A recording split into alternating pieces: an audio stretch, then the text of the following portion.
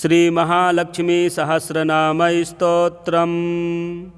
ॐ तामाह्वयामि सुभगां लक्ष्मीं त्रैलोक्यपूजितां। एह्येहि देवी पद्माक्षी पद्माकरकृतालये। आगच्छागच्छ वरदे पश्य मां स्वेन चक्षुषा। आयाह्यायाहि धर्मार्थ काममोक्षमये शुभे। एवं विधैः स्तुतिपदैः सत्यैः सत्यार्थसंस्तुता। कनीयसी महाभागा चन्द्रेण परमात्मना। निशाकरश्च सा देवी भ्रातरौ द्वौ पयोनिधेः। उत्पन्नमात्रौ तावास्तां शिवेकशवसंश्रितौ। सनत्कुमारस्तमृषिं समाभास्य पुरातनम्। प्रोक्तवानितिहासं तु लक्ष्म्याः स्तोत्रमनुत्तमम्। अथेदृशान्महाघोरात् दारिद्र्यान्नरकात् कथं मुक्तिर्भवति लोकेऽस्मिन् दारिद्र्यं याति भस्मतां। सनत्कुमार उवाच पूर्वं कृतयुगे ब्रह्मा भगवान् सर्वलोककृत् सृष्टिं नानाविधां कृत्वा पश्चाच्चिन्तामुपेयिवान्। किमाहाराः प्रजास्त्वेताः सम्भविष्यन्ति भूतले। तथैव चासां दारिद्र्यात् कथमुत्तरणं भवेत्। दारिद्र्यान्मरणं श्रेयस्तिवति सञ्चिन्त्य चेतसि। क्षीरोदस्योत्तरे कूले जगाम कमलोद्भवः। तत्र तीव्रं तपस्तप्त्वा कदाचित् परमेश्वरं ददर्श पुण्डरीकाक्षं वासुदेवं जगद्गुरुं। सर्वज्ञं सर्वशक्तीनां सर्वावासं सनातनं सर्वेश्वरं वासुदेवं विष्णुं लक्ष्मीपतिं प्रभुं।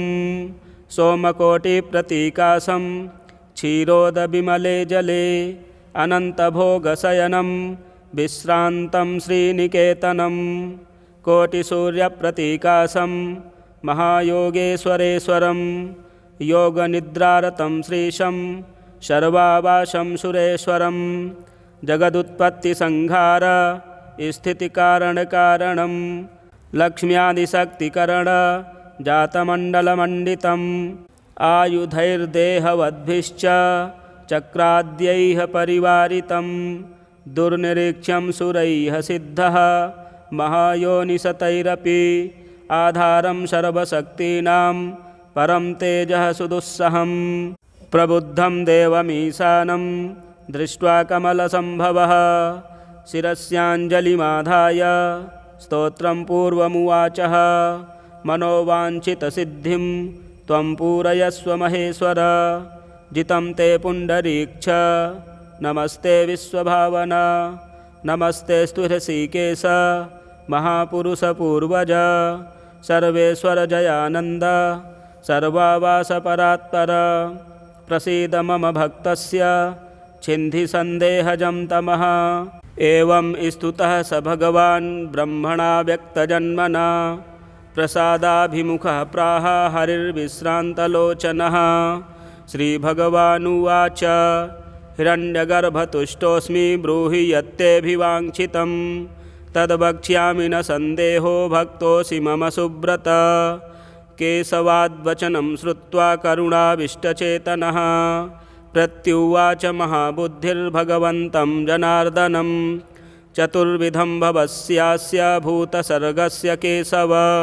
परित्राणाय मे ब्रूहि रहस्यं परमाद्भुतं। दारिद्र्यशमनं धन्यं मनोज्ञं पावनं परं। सर्वेश्वर महाबुद्ध स्वरूपं भैरवं महत्। श्रियः सर्वातिशायिन्यास्तथा ज्ञानं च शाश्वतं। नामानि चैव मुख्यानि यानि गौणानि चाच्युत।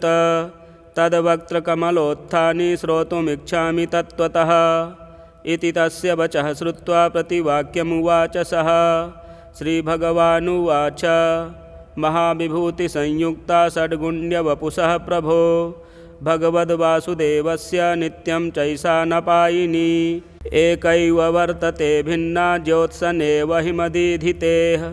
सर्वशक्त्यात्मिका चैव विश्वं व्याप्य व्यवस्थिता सर्वैश्वर्यगुणोपेता नित्यशुद्धस्वरूपिणी प्राणशक्तिः पराहेसा सर्वेषां प्राणिनां भुवि शक्तीनां चैव सर्वासां योनिभूता पराकला अहं तस्याः परं नाम्नां सहस्रमिदमुत्तमं शृण्वहितो भूत्वा परमैश्वर्यभूतिदम् देव्याख्या स्मृतिमात्रेण दारिद्र्यं याति भस्मताम् अथ महालक्ष्मीसहस्रनामस्तोत्रम् श्रीः पद्मा प्रकृतिः सत्त्वा शान्ता चिच्छक्तिरव्यया केवला निष्कला शुद्धा व्यापनी व्योमविग्रहा व्योमपद्मकृताधारा परा व्योमामृतोद्भवा निर्व्योमा व्योममध्यस्था पञ्चव्योमपदाश्रिता अच्युता व्योमनिलया परमानन्दरूपिणी नित्यशुद्धा नित्यतृप्ता निर्विकारा निरीक्षणा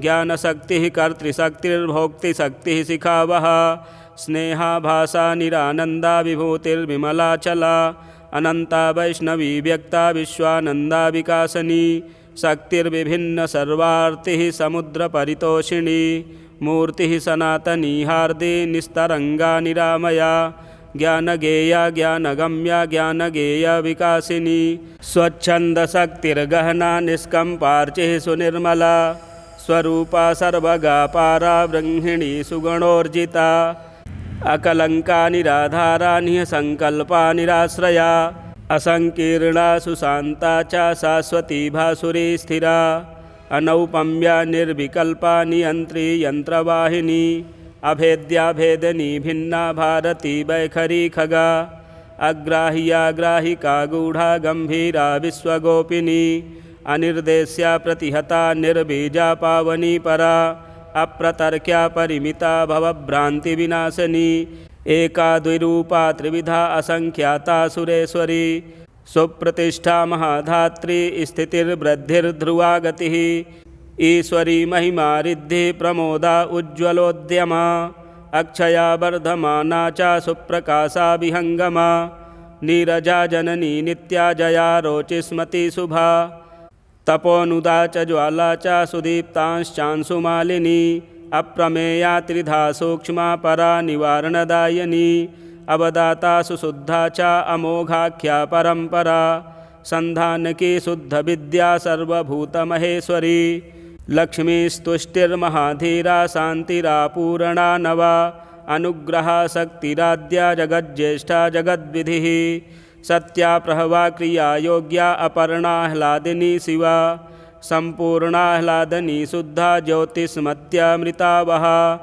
रजोवत्यर्कप्रतिभाकर्षिणी कर्षिणी रसा परा वसुमती देवी कान्तिः शान्तिर्मतिः कला कलाकलङ्करहिता विशालोद्दीपनी रतिः सम्बोधनी हारिणी च प्रभावा भवभूतिदा अमृतस्यन्दनी जीवा जननी खण्डिका स्थिरा धूमा कलावती पूर्णा भासुरा सुमती रसा शुद्धा ध्वनिः श्रुतिः सृष्टिर्विकृतिः कृष्टिरेव च प्रापणी प्राणदा प्रहवा विश्वा पाण्डुरवासिनी अवनिर्वज्रनलिका चित्रा ब्रह्माण्डवासिनी अनन्तरूपानन्तात्मानन्तस्थानन्तसम्भवा महाशक्तिः प्राणशक्तिः प्राणदात्री ऋतंभरा महासमूहा निखिला इच्छाधारा सुखावहा प्रत्यक्षलक्ष्मीर्निष्कम्पा प्ररोहा बुद्धिगोचरा नानादेहा महावर्ता बहुदेहविकासिनी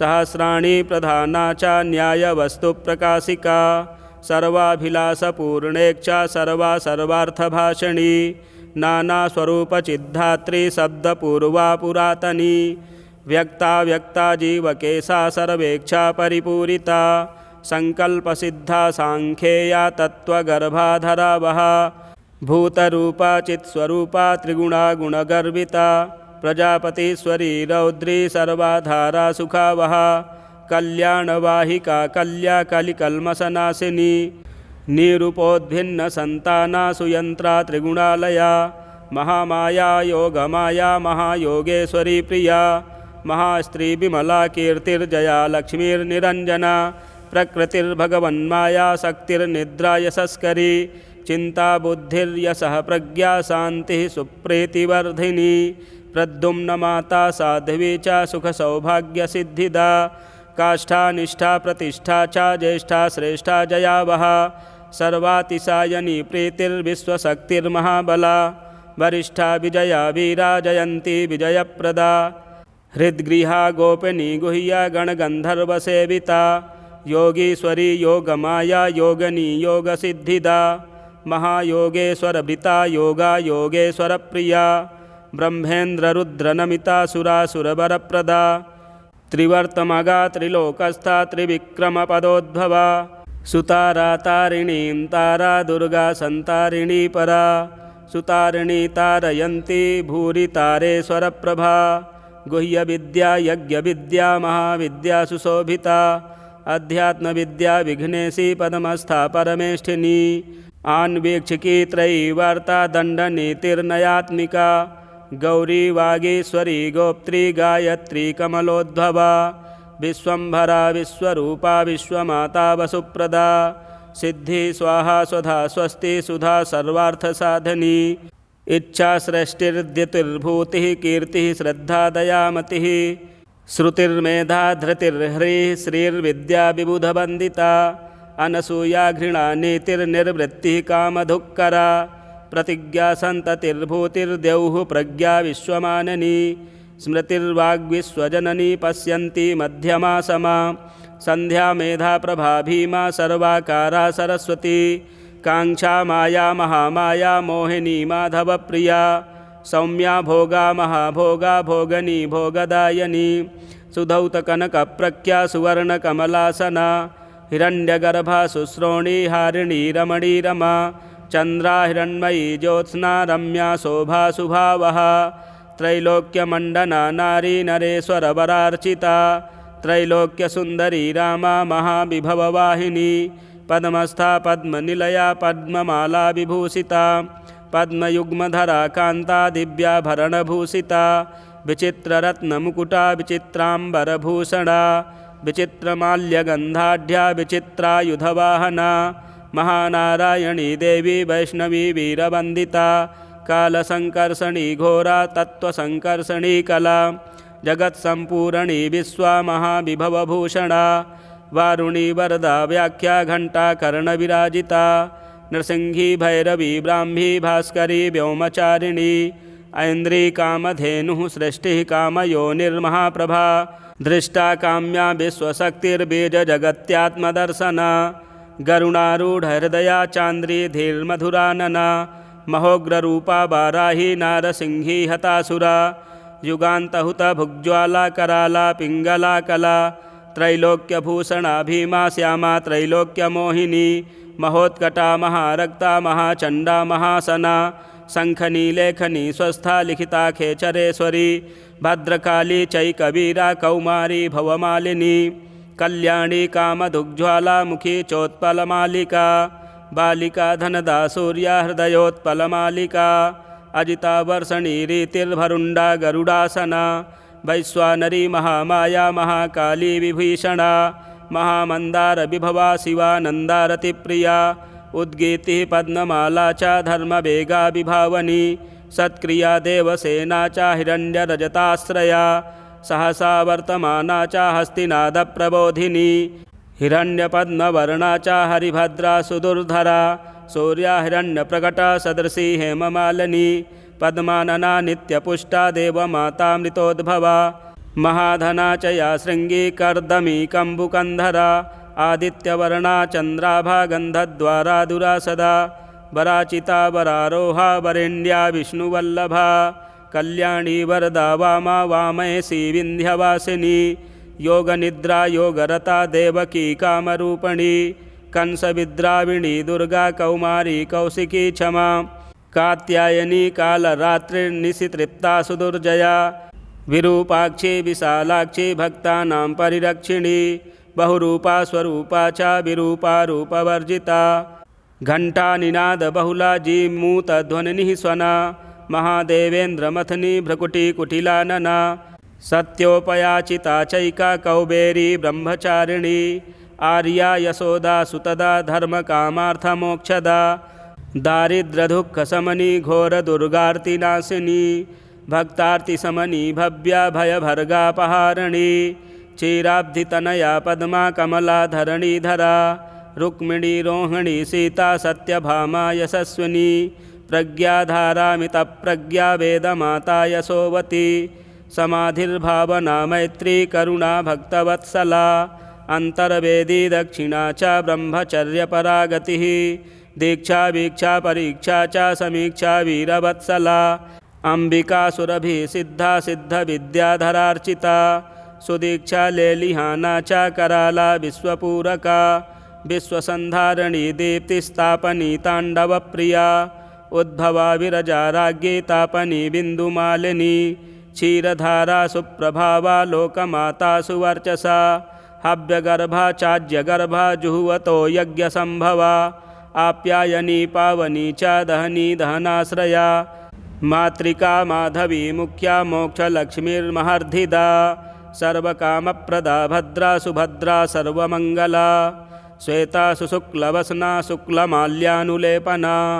हंसाहीनकरी हंसी हृद्या हृत्कमलालया सितातपत्रा शुश्रोणी पद्मपत्रायते क्षणा सावित्री सत्यसंकल्पा कामदा कामकामिनी दर्शनीया दृशादृश्या स्पर्श्या सेव्या वरांगना भोगप्रिया भोगवती भोगेन्द्रशयनासना आर्द्रा पुष्करणी पुण्या पावनी पापसूदनी श्रीमती च शुभाकारा परमैश्वर्यभूतिदा अचिन्त्यानन्तविभवा भवभावविभावनी निःश्रेणिः सर्वदेहस्था सर्वभूतनमस्कृता बलाबलाधिका देवी गौतमी गोकुलालया तोषणी पूर्णचन्द्राभा एकानन्दा सतानना उद्याननगरद्वारा हर्म्योपवनवासिनी कूसमाण्डा दारुणा चण्डा किराती नन्दनालया कालायना कालगम्या भयदा भयनाशनी सौदामनी मेघरवा दैत्यदानवमर्दनी जगन्माता भयकरी भूतधात्री सुदुर्लभा काश्यपी शुभदाता च वनमाला शुभापरा धन्या धन्येश्वरी धन्या रत्नदा वसुवर्धिनी गान्धर्वी रेवती गंगा शकुनी विमलानना इडा शान्तिकरी चैव तामसी कमलालया आज्यपा वज्रकौमारी सोमपा कुसुमाश्रया जगत्प्रिया च सुरथा दुर्जया खगवाहना मनोभवा कामचारा सिद्धचारणसेविता व्योमलक्ष्मीर्महालक्ष्मीस्तेजोलक्ष्मीः सुजाज्वला रसलक्ष्मीर्जगद्योनिर्निर्गन्धलक्ष्मीर्वनाश्रया श्रवणा श्रावणी नेत्री रसना प्राणचारिणी विरिञ्चि माता विभवा वरवारिजवाहना वीर्या वीरेश्वरी वन्द्या विशोका वसुवर्धिनी अनाहता कुण्डलिनी नलिनी वनवासिनी गान्धारिणीन्द्रनमिता सुरेन्द्रनमिता सती सर्वमङ्गलमाङ्गल्या सर्वकामसमृद्धिदा सर्वानन्दा महानन्दा सत्कीर्तिः सिद्धसेविता सिनीवाली कुहूराका अमा चानुमतिर्द्युतिः अरुन्धती वसुमती भार्गवी वास्तुदेवता मायूरी वज्रवेताली वज्रहस्ता वरानना अनघाधरणिर्धीरा धमनी मणिभूषणा राजश्रीरूपसहिता ब्रह्मश्रीर्ब्रह्मवन्दिता जय श्रीर्जयदा गेया सर्गश्रीः स्वर्गतिः सतां सुपुष्पा पुष्पनिलया फलश्रीर्निष्कलप्रिया धनुर्लक्ष्मीस्त्वमिलिता परक्रोधनिवारिणी कद्रूर्धनायुः कपिला सुरसासुरमोहिनी महाश्वेता महानीला महामूर्तिर्विशापः सुप्रभाज्वालिनी दीप्तस्तृप्तिर्व्याप्तिः प्रभाकरी तेजोवती पद्मबोधा मदलेखारूढावती रत्ना रत्नावलीभूता शतधामा शतापः त्रिगुणा घोषणी रक्षा नर्दिनी घोषवर्जिता साध्यादितिर्दितिदेवी मृगवाहा मृगाङ्गका चित्रनीलोत्पलगता वृषरत्नकराश्रया हिरण्यरजतद्वन्द्वा शङ्खभद्रासना स्थिता गोमूत्रगोमयी क्षीरदधिसर्पिर्जलाश्रया मरीचिश्चिरवसना पूर्णा चन्द्रार्कविष्टरा सुसूक्ष्मा निर्वृतिः स्थूला निवृत्ता रातिरेव च मरीचिज्ज्वालिनी धूम्रा हव्यवाहा हिरण्यदा दायनी कालनी सिद्धि शोषणी संप्रबोधनी भास्वरा संहतिस्तीक्ष्णा प्रचण्डज्वलनोज्ज्वला सांगा प्रचण्डा दीप्ता च वैद्युतिः सुमहाद्युतिः कपिला नीलरक्ता च सुषुम्ना विस्फुलिङ्गिनी अर्चिस्मती रिपुहरा दीर्घा धूमा जलीजरा सम्पूर्णमण्डला पूषा स्रंसनी सुमनोहरा जया पुष्टिकरीक्षाया मानसा हृदयोज्ज्वला सुवर्णकर्णी श्रेष्ठामृतसञ्जीविनी रणे विशल्यकर्णी शुभ्रा सन्धनी परमौषधिः ब्रह्मिष्ठा ब्रह्मसहिता ऐन्दवी रत्नसम्भवा विद्युत्प्रभा बिन्दुमती त्रिस्वभावगुणाम्बिका नित्योदिता नित्यहृष्टा नित्या कामकरीषिणी पद्माङ्का वज्रचिह्ना च वक्रदण्डा विभासिनी विदेहपूजिता कन्या माया विजयवाहिनी माननी मङ्गला मान्या मालनी मानदायनी विश्वेश्वरी गणवती मण्डला मण्डलेश्वरी हरिप्रिया भौमसुता मनोज्ञा मतिदायनी प्रत्यङ्गिरा सोमगुप्ता मनोभिज्ञा वदन्मतिः यशोधरा रत्नमाला कृष्णा त्रैलोक्यबन्धनी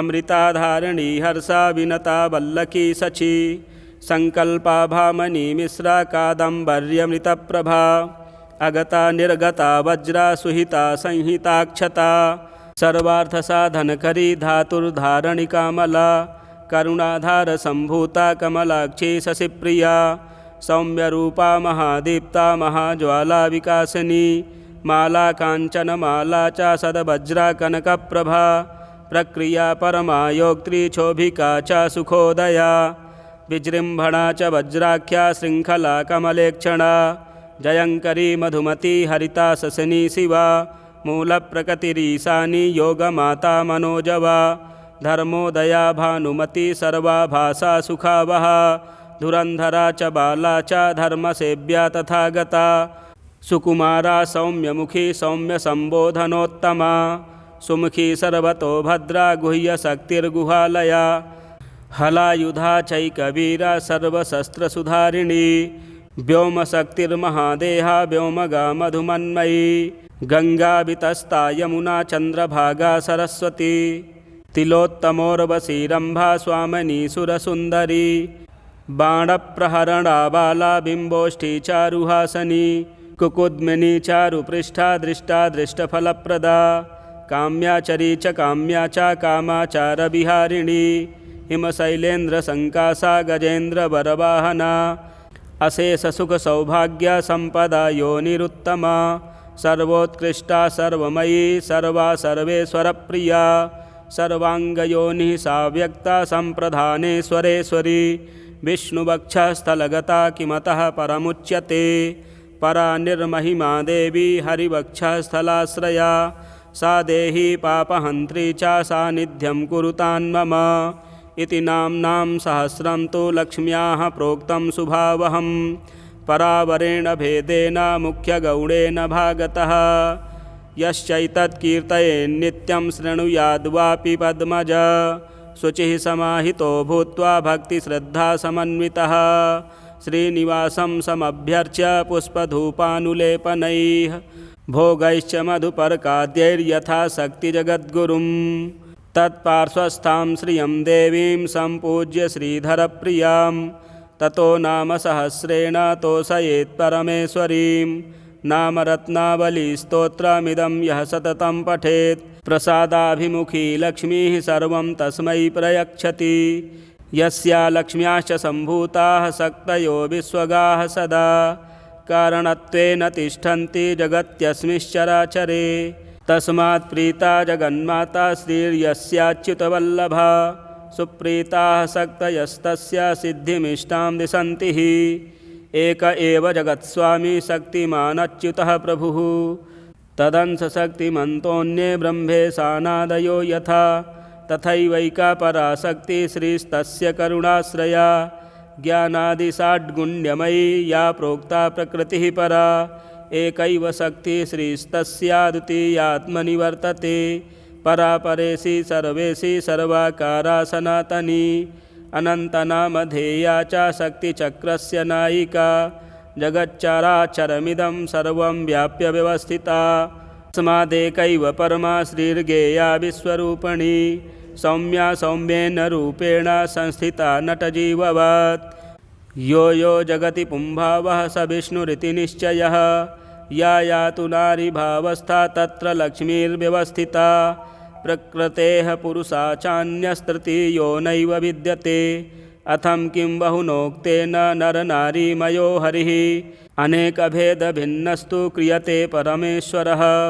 महाविभूतिं दयितां ये स्तुवन्त्यच्युतप्रियां ते प्राप्नुवन्ति परमां लक्ष्मीं संशुद्धचेतसः पद्मयोनिरदं प्राप्य पठन् स्तोत्रं दिव्यमष्टगुणैश्वर्यं तत्प्रसादाच्च लब्धवान् स कामानां च फलदामा कामानां च मोक्षदां पुस्तकाख्यां भयत्रात्रीं सितवस्त्रां त्रिलोचनां महापद्मनिषण्डां तां लक्ष्मीमजरतां नमः करयुगलगृहीतं पूर्णकुम्भं दधाना क्वचिदमलगतस्था शङ्खपद्माक्षपाणिः क्वचिदपि दयिताङ्गे चामरव्यग्रहस्ता क्वचिदपि श्रेणिपाशं बिभ्रति हेमकान्तिः इत्यादि पद्मपुराणे काश्मीरवर्णने हिरण्यगर्भहृदये सर्वकामप्रदायकं पुरुषोत्तम प्रोक्तं